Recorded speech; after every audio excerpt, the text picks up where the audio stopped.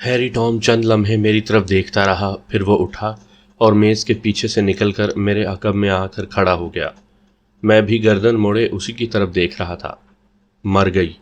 मैं बेइख्तियार ठिठका और मुझे ऐसे महसूस हुआ जैसे मेरी आवाज़ मेरे हलक में फंस गई हो।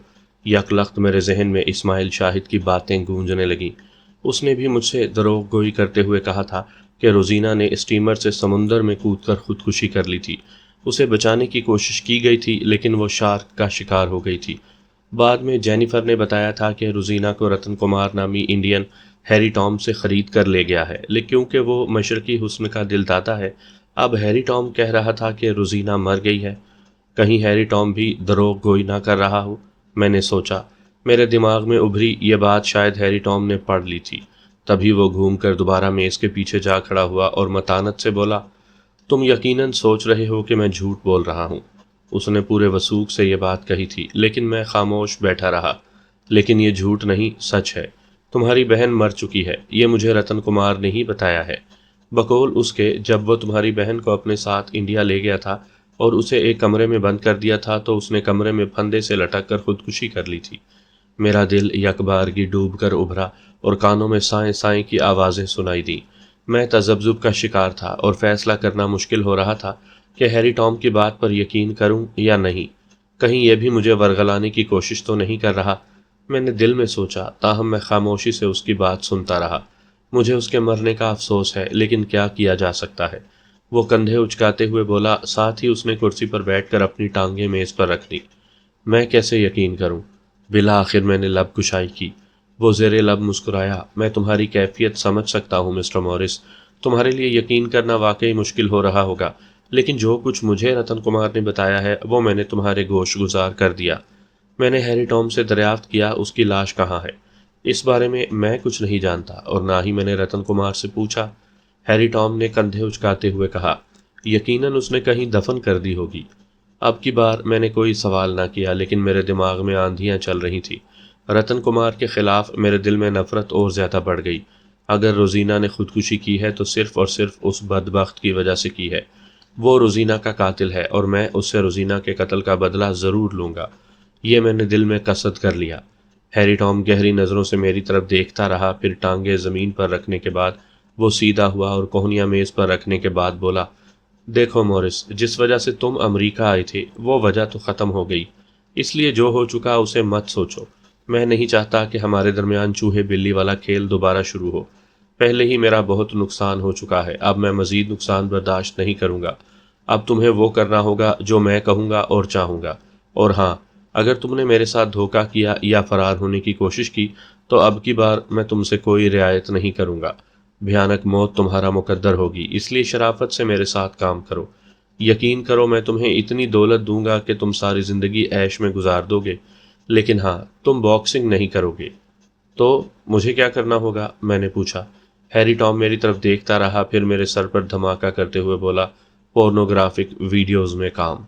उसकी बात सुनते ही मेरे तन बदन में आग सी भड़क उठी। गुस्से से मेरा रुआं रुआं कांप उठा। मिस्टर हैरी, मैंने तुमसे पहले भी कहा था कि मैं ऐसी घटिया वीडियोज़ में काम नहीं कर सकता और ना ही कभी करूँगा। शायद तुम मर्द नहीं हो, हैरी टॉम ने तमस्खराना लहजे में कहा। तो मेरे तन बदन में आग भड़क उठी। मेरा जी चाहा मुक्का मार कर उसका बांसा तोड़ दूं। ताहम मैंने खुद को काबू में रखा। मैं मर्द हूँ, लेकिन इतना कहकर मैं लम्हा भर को रुका। लेकिन मैं अल्लाह की बनाई हुई हदूद क्रॉस नहीं करना चाहता। ये ऐसा रास्ता है जो सीधा जहन्नुम की तरफ जाता है। और याद रखो, तुम भी सीधे जहन्नुम के आखिरी गड्ढे में गिरोगे। जितनी लड़कियों को तुम पोर्नोग्राफी के लिए इस्तेमाल कर रहे हो, उन सब का गुनाह तुम्हारे खाते में लिखा जा रहा है, जिसका तुम्हें हिसाब देना होगा। मेरा ख्याल था कि मेरी बात सुनकर हैरी टॉम आग बगोला हो जाएगा, लेकिन वो बदबख्त रूसिया बुलंद आहंग कह कहा मारकर हंस पड़ा। हंसने के दौरान उसका चेहरा मकरू हो गया था। तुम मेरी फिक्र छोड़ो मिस्टर मॉरिस, कह कहा लगाने के बाद वो यकदम इंतहाई सर्द लहजे में बोला, तुम्हें अब वही करना होगा जो मैं कहूँगा। तुम्हारी डोर अब मेरे हाथों में है। बहुत बचा लिया जूलिया ने तुम्हें, अब वो तुम्हें नहीं बचा पाएगी। उससे भी मैं अच्छी तरह निपट लूँगा। उसने मुझे धोखा दिया है, मैं उसे माफ़ नहीं करूँगा। उसने सामने के रुख दीवार को देखते हुए रुक कर चंद लम्हे गहरी गहरी सांस ली, फिर मेरी तरफ देखा। तुम जो कुछ भी कर लो, تمہیں اب پورنوگرافک ویڈیوز میں کام کرنا ہوگا۔ میرا نقصان پورا کرنے کی یہی ایک صورت ہے، ورنہ دوسری صورت موت ہے۔ تمہیں ایک صورت کا انتخاب کرنا ہوگا۔ کہتے ساتھ ہی وہ ایک جھٹکے سے اٹھ کر کھڑا ہو گیا۔ میں نے بھی اٹھنے کی کوشش کی، لیکن نیلی آنکھوں والے نے میرے کندھے پر دباؤ ڈال کر مجھے اٹھنے سے روک دیا۔ ہیری ٹام اس سے مخاطب ہوا۔ ایون، فی الحال اسے سوچنے کے لیے کچھ وقت دو۔ اگر اس نے میری بات مان لی تو ٹھیک، ورنہ اسے موت کے گھاٹ اتار دینا۔ کہتے ساتھ ہی وہ تیزی سے دروازے کی طرف بڑھا۔ ہیری ٹام، میری بات سنو، میں نے تیز لہجے میں کہا، لیکن ہیری ٹام میری بات کو صرف نظر کرتا ہوا کمرے سے باہر چلا گیا۔ اب کمرے میں اور ایون ہی رہ گئے تھے۔ مسٹر موریس، میں تم نے باس کی بات سن لی ہے۔ میں تمہیں آج رات سوچنے کی مہلت دیتا ہوں، اچھی طرح سوچ لو۔ اس کے بعد شاید ہیری ٹام تمہیں موقع نہ دے، ایون نے گمبھیر لہجے میں کہا تو میں نے ہونٹ بھینچ لیے۔ وہ میری طرف جھکا اور سرگوشیانہ لہجے میں بولا، سمجھداری سے کام لینا۔ کہتے ساتھ ہی وہ بھی مڑ کر باہر چلا گیا۔ میں نے جوش غیظ میں میز پر زور سے مکہ مار دیا، جیسے ساری غلطی اسی میز کی ہو۔ میرے مکے نے میز کا کچھ نہیں بگاڑا، البتہ میز پر مکے کی آواز کمرے میں گونج کر رہ گئی۔ میں غصے کی شدت سے کمرے میں ٹہلنے لگا۔ دماغ میں آتش فشاں سا برپا تھا۔ کچھ سمجھ میں نہیں آ رہا تھا کہ آخر میرے ساتھ یہ کیا ہو گیا ہے۔ روزینہ کا خیال آتے ہی سرد آ بھر کر رہ گیا۔ یقین کرنا مشکل ہو رہا تھا کہ واقعی روزینہ نے خودکشی کی ہے۔ میرا سیل فون بھی بیگ میں تھا اور جولیا سے بات کرنا ضروری تھا۔ میں اسے اپنے اوپر گزرے حالات سے آگاہ کرنا چاہتا تھا۔ وہ تو یہی سمجھ رہی ہوگی کہ میں انڈیا روانہ ہو چکا ہوں۔ ٹہلتے ٹہلتے تھک ہار کر میں قالین پر دیوار کے ساتھ ٹیک لگا کر بیٹھ گیا۔ دماغ میں ہیری ٹام کی باتیں گونج رہی تھی۔ پورنوگرافک ویڈیوز کا سوچ کر ہی مجھے گھن آئی۔ کچھ بھی ہو جائے، میں مر تو سکتا تھا، لیکن ایسا گھٹیا کام نہیں کر سکتا تھا۔ میرے ارادے مضبوط تھے اور میں کسی صورت بھی اپنے ارادوں سے پیچھے ہٹنے والا نہیں تھا۔ مجھے جوش کے بجائے ہوش سے کام لینا تھا، اس لیے میں نے سر دیوار کے ساتھ لگا کر آنکھیں موند لی۔ رات کا کھانا ایون مجھے دے گیا تھا۔ بھوک تو لگی تھی، اس لیے میں نے کھانا کھا لیا۔ چونکہ کمرہ گرم تھا، اس لیے میں نے بغیر لحاف کے رات قالین پر سو کر گزار دی۔ صبح بھی ایون ہی ناشتہ لے کر آیا تھا۔ وہ جب بھی آتا تھا تو اس کے ساتھ 2 دیو قامت آدمی ساتھ ہوتے تھے، جو چہروں سے ہی چھٹے ہوئے بدماش دکھائی دیتے تھے، اور میں ان کے سامنے چھوٹا سا بچہ دکھائی دیتا تھا۔ اس لیے میں نے تن بتقدیر ہو کر ان سے بھیڑنے کا فیصلہ ترک کر دیا۔ ناشتے سے فراغت کے 20 منٹ کے بعد ہی ایون اپنے دیو قامت ساتھیوں کے ساتھ آ دھمکا۔ کیا فیصلہ کیا ہے مسٹر موریس؟ سوری ایون، میں گھٹیا کام کرنے کے لیے تیار نہیں ہوں، میں نے بے خوف و خطر کہا۔ اپنے باس ہیری ٹام کو بتا دو۔ ایون نے ہنکاری بھری، پھر زیر لب مسکراتے ہوئے بولا، میں تمہیں چند منٹ مزید دے سکتا ہوں، فیصلہ بدلنا چاہو تو بدل سکتے ہو۔ میرا فیصلہ اٹل ہے، میں نے قطعی لہجے میں کہا۔ ٹھیک ہے، جیسے تمہاری مرضی، کہتے ساتھ ہی ایون نے کندھے اچکائے۔ لیکن باس ہیری ٹام کا بھی فیصلہ اٹل ہے کہ تم پورنوگرافک ویڈیوز میں کام کرو گے، چاہے جیسے بھی۔ میں نے جواباً کچھ نہیں کہا۔ تبھی ایک دیو قامت آدمی میرے عقب میں آیا۔ آتے ساتھ ہی اس نے پھرتی کے ساتھ میرے دونوں بازو قابو کر لیے، جبکہ دوسرے دیو قامت نے جیکٹ کی جیب سے ایک سرنج اور شیشی نکال لی۔ سرنج اور شیشی دیکھ کر میں سمجھ گیا کہ وہ مجھے انجیکشن لگا کر بے ہوش کرنا چاہتا ہے۔ میں نے اپنے بازو دیو قامت کی گرفت سے چھڑانے کی کوشش کی، لیکن بے سود۔ دوسرے دیو قامت نے سرنج میں محلول بھر کر میرے بازو میں انجیکشن لگا دیا۔ چند ہی لمحوں کے بعد مجھے اپنے دماغ میں اندھیرا بھرتا ہوا محسوس ہوا۔ اس کے بعد مجھے کچھ ہوش نہ رہا اور میں بے ہوش ہو کر دیو قامت کے بازوؤں میں جھول گیا۔ سامعین کرام، آپ سن رہے ہیں ایک دلچسپ اردو کہانی جس کا نام ہے روسیہ، اور یہ اس سلسلے کی قسط نمبر 87 ہے۔ مجھے امید ہے آپ کو میری یہ کاوش پسند آ رہی ہوگی۔ آپ نے اگر ابھی تک میرا چینل کہانی گھر سبسکرائب نہیں کیا تو ابھی میرے چینل کو سبسکرائب کر کے بیل نوٹیفیکیشن آن کر لیجئے، تاکہ آنے والی ہر نئی کہانی کی اطلاع بر وقت آپ تک پہنچ سکے۔ ہوش میں آنے کے بعد میں نے خود کو ایک بستر پر پایا۔ جسم میں بے حد نقاہت تھی۔ مجھے ایسا محسوس ہو رہا تھا جیسے میرے جسم میں قوت نہ رہی ہو۔ باہر کیف میں اٹھ کر بیٹھ گیا اور کمرے کا جائزہ لیا۔ کمرہ دیکھ کر میں سمجھ گیا کہ میں کسی اسٹیمر کے کیبن میں موجود ہوں۔ اسٹیمر کا خیال آتے ہی گزرے واقعات کسی فلم کی مانند دل و دماغ کے پردے پر گھوم گئے۔ مجھے یاد آ گیا تھا کہ ایون کے دیو قامت ساتھی نے میرے بازو پر انجیکشن لگایا تھا، جس کے باعث میں فوری طور پر ہوش و حواس سے بیگانہ ہو گیا تھا۔ میں یہ بھی سمجھ گیا تھا کہ ہیری ٹام کے حکم پر مجھے بلیک پوائنٹ جزیرے پر پورنوگرافی کی غرض سے لے جایا جا رہا تھا، اور یقیناً بے ہوشی کے انجیکشن میں ایسی دوائی ملائی گئی تھی کہ جس سے میں حرکت نہ کر سکوں۔ مجھے یوں محسوس ہو رہا تھا جیسے میری طاقت سلب ہو گئی ہو۔ وقت کا بھی کوئی اندازہ نہیں تھا اور نہ ہی مجھے کوئی غرض تھی۔ مجھے جو کچھ بھی کرنا تھا بلیک پوائنٹ جزیرے پر پہنچنے سے پہلے ہی کرنا تھا۔ نہ میں نے رات دیکھنی تھی اور نہ ہی دن۔ میں نے سر بقف ہو کر ہیری ٹام کے آدمیوں سے نبٹنے کا فیصلہ کر لیا۔ ہلکی ہلکی گھوں گھوں کی آوازیں بھی سنائی دے رہی تھیں، جس سے میں سمجھ گیا کہ اسٹیمر سمندر میں دوڑ رہا ہے۔ میں نے پہلے لمبے لمبے سانس لیے، پھر میں بچی کچی قوت مجتمع کر کے بستر سے نیچے اتر کر لڑکھڑاتے قدموں کے ساتھ دروازے کی طرف بڑھا۔ میرا انداز ایسا تھا جیسے میں نے شراب پی رکھی ہو۔ دوسری جانب سے دروازہ بند تھا، اس کا مطلب تھا کہ مجھے کیبن میں قید کر دیا گیا تھا۔ میں نے دروازہ بجایا، لیکن کئی لمحے گزرنے کے باوجود کسی نے دروازہ کھولنے کی زحمت نہ کی۔ یہ بھی ممکن تھا کہ دروازہ بجنے کی آواز کسی کے کانوں تک نہ پہنچی ہو۔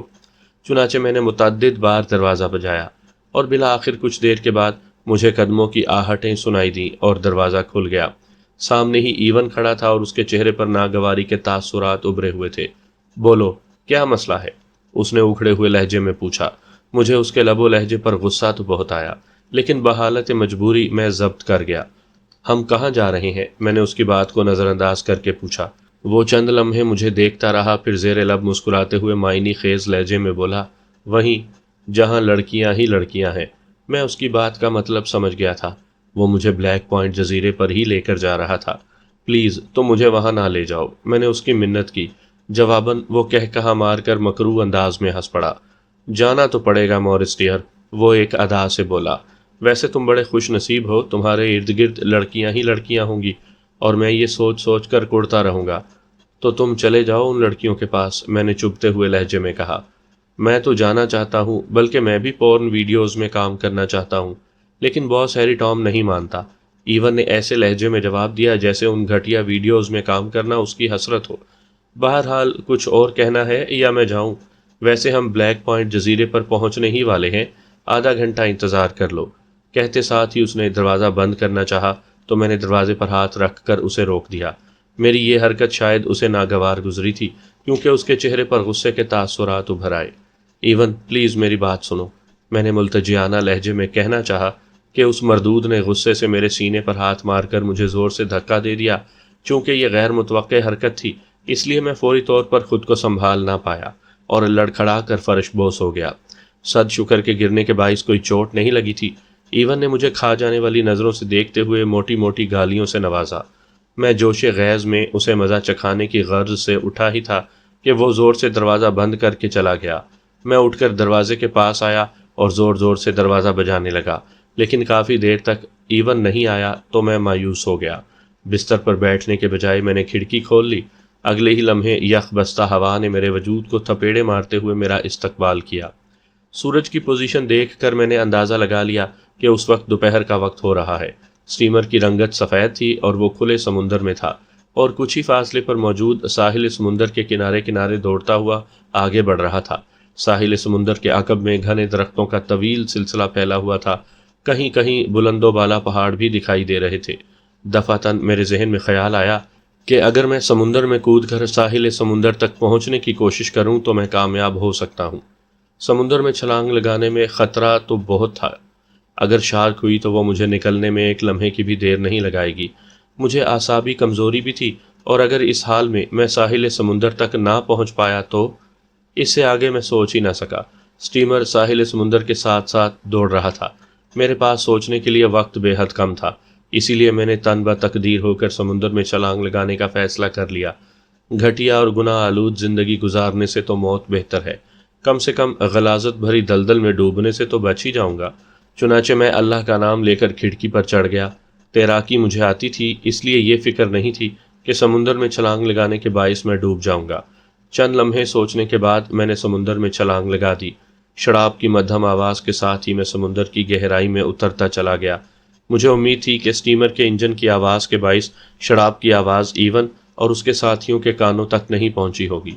چند لمحوں کے بعد جب میں ڈوب کر سطح آب پر ابھرا تو میں نے لمبے لمبے سانس لیتے ہوئے اسٹیمر کی طرف دیکھا۔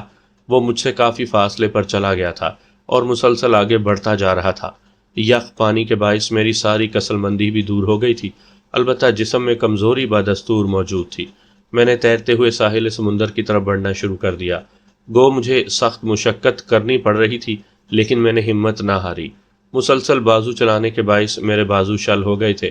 بالآخر میں ساحل سمندر پر پہنچ ہی گیا۔ ساحل سمندر پر پہنچتے ہی میں دھپ سے ریت کے بچھے فرش پر گر گیا اور لمبے لمبے سانس لینے لگا۔ سانس لینے کے باعث میرا سینہ پچک اور ابھر رہا تھا۔ ساحل پر ریت کے چھوٹے بڑے ٹیلے قرب و جوار میں پھیلے ہوئے تھے۔ سورج بھی سر پر موجود تھا۔ کچھ دیر کے بعد میرا سانس اعتدال پر آیا تو میں نے لیٹے لیٹے گردن موڑ کر اسٹیمر کی طرف دیکھا تو وہ آنکھوں سے اوجھل ہو چکا تھا۔ اب وہ دور سے ہی ایک چھوٹا سا نقطہ دکھائی دے رہا تھا۔ اسٹیمر کے اوجھل ہونے کا مطلب تھا کہ ایون یا اس کے کسی ساتھی کو میرے گم ہونے کی خبر نہیں ہوئی تھی۔ یہ امکان بھی تھا کہ اگر انہیں معلوم ہو گیا کہ میں کیبن میں موجود نہیں ہوں اور سمندر میں چھلانگ لگا چکا ہوں تو شاید وہ میری تلاش میں واپس آئیں۔ قبل اس کے کہ ایسا ممکن ہو میں جلد سے جلد کسی محفوظ جگہ پہنچ جانا چاہتا تھا۔ میں کچھ دیر ریت پر پڑا آرام کرتا رہا۔ مجھے محسوس ہوا کہ میں اب چل سکتا ہوں تو میں اٹھ کر جنگل کی طرف بڑھ گیا۔ میرا لباس ابھی تک گیلا تھا اور ریت سے اٹ گیا تھا، یہاں تک کہ میرے سر کے بالوں میں بھی ریت تھی۔ اس وقت میں یقیناً کسی بھوت سے کم دکھائی نہیں دے رہا تھا۔ چلتے چلتے میں نے ارادی طور پر پیچھے مڑ کر دیکھا تو اگلے ہی لمحے میرا دل اچھل کر حلق میں آ گیا۔ دھڑکن بھی یک بارگی تیز ہو گئی۔ مجھے سفید اسٹیمر دکھائی دیا جو اسی طرف آ رہا تھا جدھر میں موجود تھا۔ اوہ، یقیناً ایون کو میری گمشدگی کا علم ہو گیا ہے، اسی لیے اس نے اسٹیمر واپس موڑ لیا ہے۔ میں نے دھڑکتے دل کے ساتھ سوچا، اور یہ بھی ممکن تھا کہ ایون نے دوربین کی مدد سے مجھے دیکھ لیا ہو۔ اسی خیال کے زیر اثر میں جلدی سے ایک ٹیلے کی آڑ میں ہو گیا۔ میں چند لمحے ٹیلے کی آڑ میں ہو کر اسٹیمر کی طرف دیکھتا رہا۔ اب وہ قدرے قریب پہنچ چکا تھا اور پھر مجھے کیبن کی چھت پر ایون دکھائی دیا جو آنکھوں سے دوربین لگائے اسی طرف دیکھ رہا تھا جدھر میں موجود تھا۔ میرا قیاس درست ثابت ہوا تھا۔ جنگل میں پہنچنا ضروری تھا، لیکن یہ سمجھ میں نہیں آ رہا تھا کہ میں ٹیلے کی آڑ سے نکل کر کیسے آگے بڑھوں۔ میں نے قرب و جوار میں نظریں دوڑانی شروع کر دیں۔ بالآخر ٹیلوں کی آڑ میں ہو کر ہی جنگل کی طرف بڑھنے کا فیصلہ کیا۔ میں کسی طور ایون کے ہاتھ نہیں آنا چاہتا تھا، اس لیے میں اللہ کا نام لے کر آگے بڑھا اور ٹیلوں کی آڑ لیتا ہوا جنگل کی طرف دوڑ لگا دی۔ میں حتی الوسع تیز دوڑنے کی کوشش کر رہا تھا۔ گیلے لباس کی بدولت یخ بستہ ہوا ہڈیوں میں اترتی ہوئی محسوس ہو رہی تھی۔ گھنے جنگل میں داخل ہوتے ہی مجھے سخت سردی کا احساس ہوا۔ سورج کی روشنی چھن چھن کر زمین پر پہنچ رہی تھی، لیکن وہ میری سردی کا احساس کم کرنے کے لیے ناکافی تھی۔ جنگل میں ہو کا عالم طاری تھا۔ دور دور تک کسی درندے کا نام و نشان دکھائی نہیں دے رہا تھا، لیکن یہ صرف میرا قیاس تھا۔ میں نے اکثر ڈسکوری چینلز پر دیکھا تھا کہ جنگل میں بسنے والے درندے اپنے شکار کی خاطر جھاڑیوں میں چھپ کر گھات لگائے بیٹھے ہوتے ہیں۔ جیسے ہی انہیں موقع ملتا ہے وہ اپنے شکار کو قابو کرنے میں ایک لمحے کی بھی دیر نہیں لگاتے۔ وہ یہ نہیں دیکھتے کہ وہ انسان ہے یا جانور، انہیں صرف کھانے کو کچھ چاہیے ہوتا ہے۔ یہی وجہ تھی کہ ان کی طرف بے پرواہی کا مظاہرہ کرنا کم عقلی تھی۔ بہرکیف میں خود کو محفوظ کرنے کے لیے ایک سمت بڑھا، لیکن سمجھ میں نہیں آ رہا تھا کہ کہاں جاؤں، کہاں چھپوں۔ دور دور تک جنگل ہی جنگل پھیلا ہوا تھا۔ آگے کنواں تھا اور پیچھے کھائی۔ دونوں صورتوں میں موت ہی سر اٹھا کر کھڑی ہوئی تھی۔ میں مسلسل چلتا رہا۔ میرا حلق خشک ہو رہا تھا۔ یوں لگ رہا تھا جیسے حلق میں کانٹے چبھ رہے ہوں، لیکن دور دور تک کوئی پانی کا نام و نشان دکھائی نہ دیا۔ میں سمندر سے کافی دور نکل آیا تھا۔ مسلسل تیز چلتے اور اعصابی کمزوری کے باعث مجھ پر شدید تھکاوٹ طاری ہو گئی تھی۔ سانس بھی پھول رہا تھا۔ لڑکھڑاتے قدموں کے ساتھ آگے بڑھتے ہوئے میں ارادی طور پر پیچھے مڑ کر دیکھ لیتا تھا، لیکن ایون یا اس کا کوئی بھی ساتھی ابھی تک دکھائی نہیں دیا تھا۔ خدشہ تھا کہ کہیں گیلے لباس کے باعث نمونیا ہی نہ ہو جائے۔ دفعتاً زمین پر پڑے پتھر سے میرا پیر ٹکرایا تو میں اپنا توازن برقرار نہ رکھ سکا اور پہلو کے بل زمین پر گر گیا۔ صد شکر کے منہ کے بل نہیں گرا تھا۔ میں چند لمحے زمین پر پڑا رہا، پھر میں نے سر اٹھا کر قرب و جوار کا جائزہ لیا تو قریب ہی ایک درخت کے عقب میں گھنی اور قد آدم جھاڑیاں تھیں۔ میں گھسٹتے گھسٹتے ان جھاڑیوں میں جا پہنچا اور جھاڑیوں کے ساتھ ٹیک لگا کر بیٹھ گیا۔ دوپہر سپہر میں ڈھل رہی تھی اور کچھ ہی دیر کے بعد شام ہو جانی تھی۔ سمجھ میں کچھ نہیں آ رہا تھا کہ میں کیا کروں اور کہاں جاؤں۔ میں نے دل ہی دل میں اللہ سے مدد طلب کی۔ اس نے مجھے غلاظت والی دلدل میں دھنسنے سے بچایا تھا، تو اس مشکل سے وہی نجات دلا سکتا تھا۔ دفعتاً مجھے آہٹیں سنائی دی تو میں چونک پڑا۔ پہلا خیال یہی ذہن میں آیا کہ ایون یا اس کا کوئی ساتھی میری تلاش میں یہاں پہنچ گیا ہے۔ میرے دل کی دھڑکن ایک بار پھر تیز ہو گئی۔ یہ فطری عمل تھا۔ جب کوئی مشکلات میں گھرا ہوتا ہے تو ذرا سی آہٹ پر وہ بھی چوکنا ہو جاتا ہے۔ میرا بھی یہی حال تھا۔ میں بہت بڑی مشکل میں تھا۔ اگر ایون یا اس کا کوئی ساتھی تھا تو میں اس کے ساتھ دوبارہ نہیں جانا چاہتا تھا۔ صد شکر کہ جھاڑیاں گھنی تھی، اس لیے فوری طور پر میں کسی کی نظروں میں نہیں آ سکتا تھا، لیکن یہ وقتی طور پر تھا۔ آنے والا زمین پر گھسٹنے کے نشانات بھی دیکھ کر اندازہ لگا سکتا تھا کہ میں گھنی جھاڑیوں میں موجود ہوں۔ آہٹیں ایک بار پھر میری سماعت سے ٹکرائیں۔ اندازہ ہوا کہ وہ ایک زیرو تھا۔ بہر کیف میں دم سادھے بیٹھا رہا۔ یہی میرے لیے بہتر تھا۔ چند لمحے گزر گئے اور دوبارہ آہٹیں سنائی نہ دی تو میں یہی سمجھا کہ وہ زیرو وہاں سے چلا گیا ہے۔ میں نے جھاڑیاں ہٹا کر جائزہ لینے کا ارادہ کیا ہی تھا کہ اچانک میری سماعت میں قدموں کی آوازیں پڑی۔ اے بات سنو! ایون کی آواز میری سماعت میں پڑی تو میں نہ صرف چوکنا ہو گیا بلکہ میرے اعصاب بھی تن گئے۔ اس کا مطلب تھا کہ پہلے جو قدموں کی آہٹیں سنائی دی تھی وہ کسی زیرو کی تھی۔ میں نے بے آواز انداز میں جھاڑیاں ہٹا کر جھانکا تو واقعی 9-10 گز کے فاصلے پر ایک پختہ عمر آدمی موجود تھا۔ اس نے شکاریوں جیسا لباس پہنا ہوا تھا، سر پر فلیٹ ہیٹ تھا اور کاندھے پر بندوق لٹکی ہوئی تھی۔ اس کا چہرہ لمبوترا تھا اور مونچھیں جھالروں کی طرح لٹک رہی تھی، البتہ داڑھی نہیں تھی۔ اسے دیکھ کر میں یہی سمجھا کہ وہ شکاری ہے۔ وہ پہلوؤں پر ہاتھ رکھے اسی طرف دیکھنے میں مصروف تھا جدھر سے میں آیا تھا۔ ایون اپنے ایک ساتھی کے ساتھ چلتا ہوا اس پختہ العمر شکاری کے سامنے پہنچ گیا۔ اس کے گلے میں دوربین تھی۔ اس کا ساتھی بانس کی طرح لمبا اور پتلا تھا، لیکن اس کے انداز میں پھرتیلی دکھائی دی تھی۔ ایون کو دیکھ کر میرے جسم میں چیونٹیاں سی رینگ گئیں۔ کون ہو تم اور کیا چاہتے ہو؟ پختہ العمر آدمی نے ایون کو غور سے دیکھتے ہوئے پوچھا۔ میرا نام ایون ہے، ہمارا ایک ساتھی گم ہو گیا ہے، ہم اسے تلاش کر رہے ہیں۔ ایون نے ادھر ادھر دیکھنے کے بعد پختہ العمر کی طرف مصافحے کے لیے ہاتھ بڑھاتے ہوئے کہا۔ پختہ عمر والے آدمی نے ایون سے مصافحہ کیا اور بولا، میرا نام آرنلڈ ہے، کیا تم نے یہاں کسی کو دیکھا ہے؟ نہیں، میں نے تو یہاں کسی کو نہیں دیکھا، پختہ العمر آرنلڈ نے جواب دیا۔ کیا تم شکاری ہو؟ ہاں، میں شکاری ہوں، آرنلڈ نے اثبات میں سر ہلایا۔ کتنی دیر سے یہاں موجود ہو؟ ایون نے قرب و جوار میں دیکھتے ہوئے اس سے دریافت کیا۔ 1 گھنٹے سے موجود ہوں، آرنلڈ نے جواباً کہا۔ ایون نے ہنکاری بھری اور متلاشی نظروں سے قرب و جوار میں دیکھنے لگا۔ میں دل ہی دل میں دعا گو تھا کہ اس کی نظر جھاڑیوں پر نہ پڑے، ورنہ اس کے دماغ میں یہ بھی آ سکتا تھا کہ شاید میں ان جھاڑیوں میں چھپا ہوا ہوں، لیکن شاید وہ وقت قبولیت کا نہیں تھا۔ ایون کی نظر جیسے ہی جھاڑیوں پر پڑی تو وہ چند لمحے بغور دیکھتا رہا، پھر آہستہ آہستہ چلتا ہوا جھاڑیوں کی طرف بڑھنے لگا۔ اسے آتا دیکھ کر میرا دل اچھل کر حلق میں آ گیا۔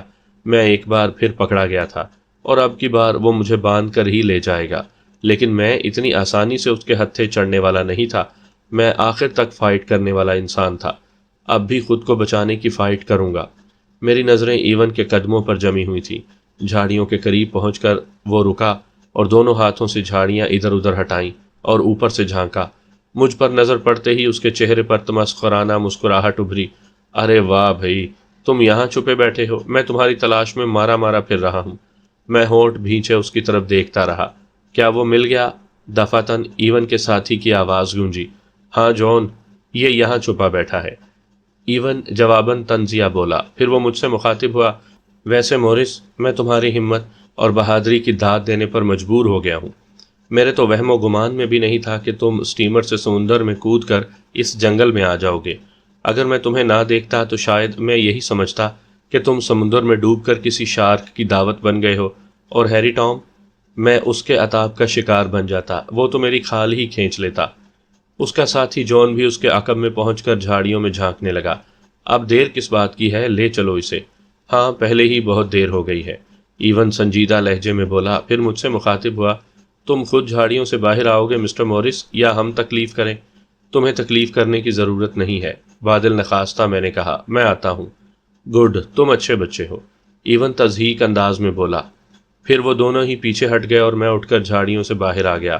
آرنلڈ بھی ان کے پیچھے کھڑا تھا اور اس کے چہرے پر حیرت کے تاثرات ابھرے ہوئے تھے، جیسے اسے کچھ سمجھ میں نہ آیا ہو کہ وہاں ہو کیا رہا ہے۔